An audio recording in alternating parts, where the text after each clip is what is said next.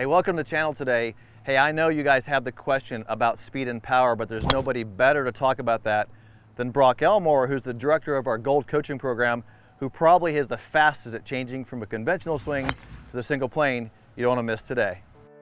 So there's no better feeling knowing that when you wake up in the morning to go play golf, so that you're going to play well. There's no better feeling of hitting good golf shots down the fairway.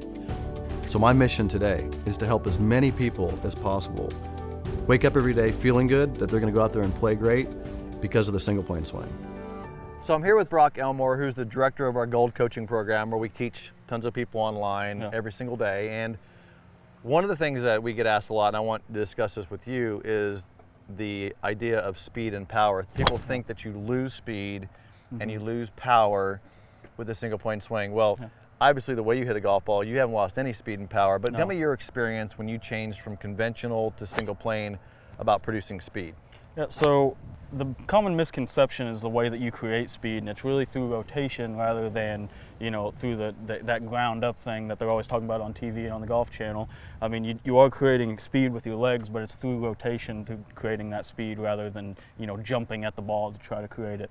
And that was kind of something that, you know, I didn't really realize before I started here. And, you know, so it was kind of hard for me to make that transition, and I felt like I was, you know, losing distance along the way. But really what you have to realize is that when you're making changes, your body is subconsciously slowing down because it's uncomfortable. So once you get comfortable and you get the movement down, you can start adding that speed back, and that's when I really realized that I've actually gained about 15 yards with every club. That was my experience too. Yeah. My experience was when you're learning something new, you can't stabilize it. No. Your body's trying to figure out the new movement. So you need to slow down, and you kind of feel, well, and then as you get more stable and comfortable, then you add your speed back. Yeah. That's exactly the process I went through too. Yeah. That's a good point.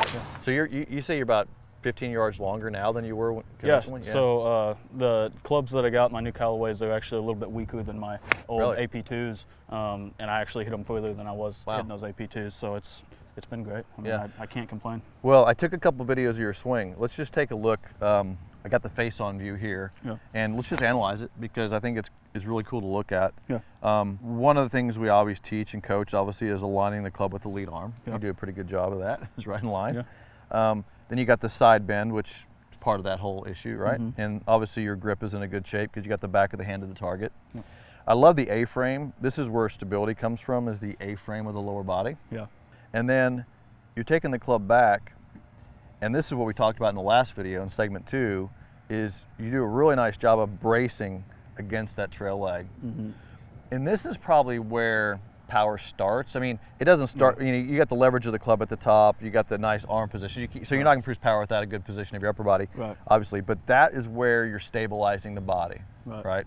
And rotating against that leg. And then last time we also talked about how you transition. See, there's your transition, and that is now, that's rotation. It's as you move into the knee, you're rotating, and you watch the club start coming down, and there's that position I really love in your swing, where you get into this really nice, strong hitting position. Look how strong that is right there. And look at the lead knee flexed. So this is where people think you got to post up and hurt your back, whereas you're going right into that flexed knee. That's why the foot is rotated out a little bit. And then you're going to deliver. This is what I call delivery. You're going to deliver the club into impact. But watch this, and this is what I think people need to see. It just looks rock solid to me because now you're delivering the club. And look at it, almost looks like it's just arms, hands, and shoulders delivering that. 75% of club head speed comes from right there to right there.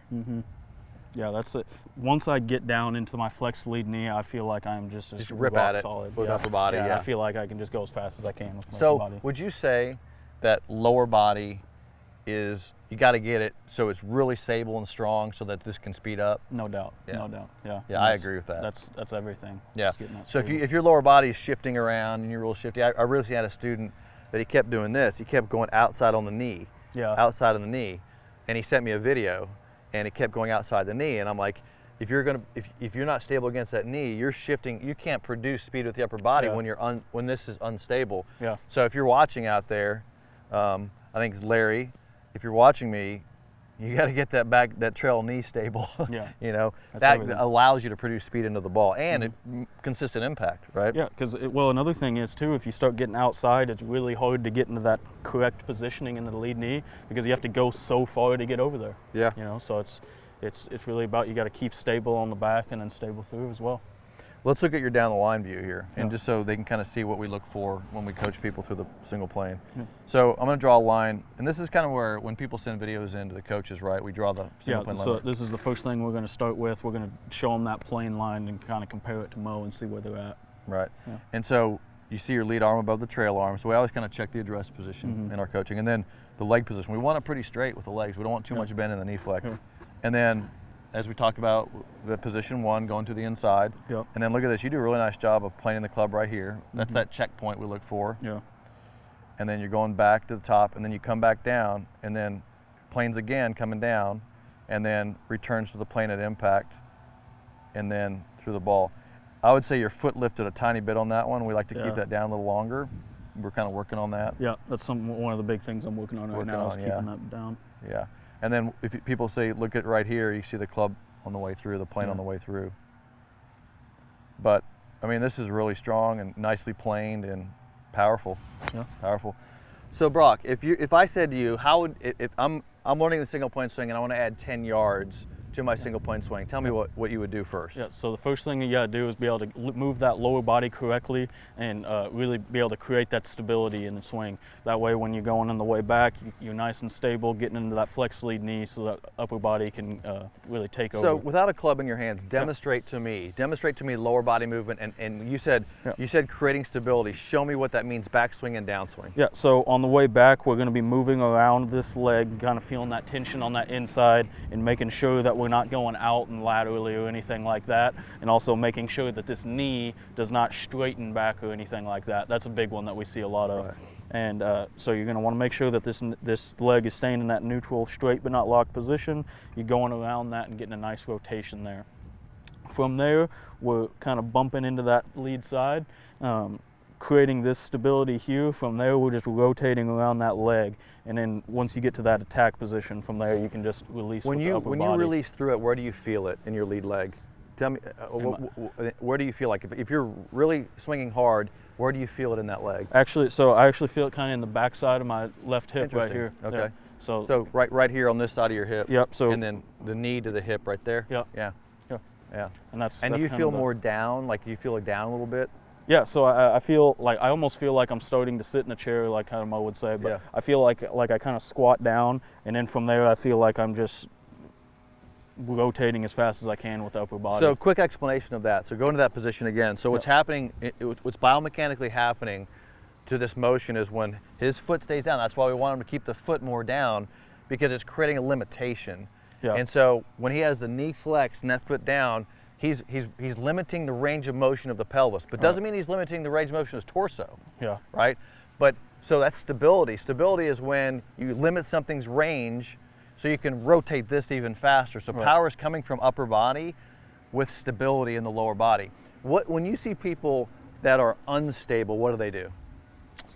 Most of them are going to start posting up on this leg, trying to like lift up, and they're going to over-rotate. Or when another big one is just that lateral movement, to where they'll let this knee, instead of staying locked kind of here and then creating that limitation, they'll let that knee rotate around with the torso, which makes you over-rotate. Right, over-rotation, right. Yeah.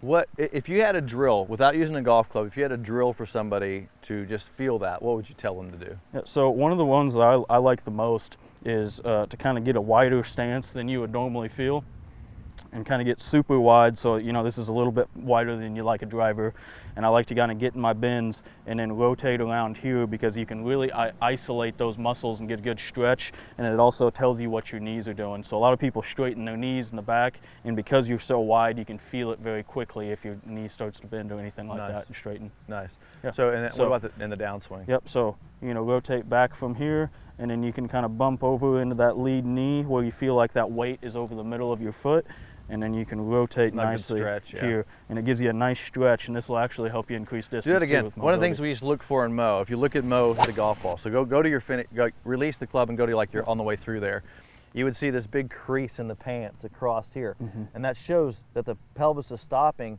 and that you're rotating around a foot position that's down because it creates the stretch of the body. Yeah. So that you can tell stability is happening in that motion there. Yeah. That's a great drill. I love that. Yeah. By the way, I like that going wide too. I think you got to feel it. You got to go you get wide. a really good feel, and then you can also get a good stretch too, because people are a little bit unflexible usually in the torso. Work on your pelvis stretch. Thanks for joining me, Brock. Great to have you again. And by the way, I'll put another link in below if you want to get a hold of Brock and get involved with our coaching program. We have 90-day plans. They customize the plan for you. We get you going. We keep you accountable to learning the single blade swing, and we speed up the process. So hope to see you in one of the coaching programs, and we'll see you again. Give me a thumbs up, click the bell icon. We'll see you in the next video.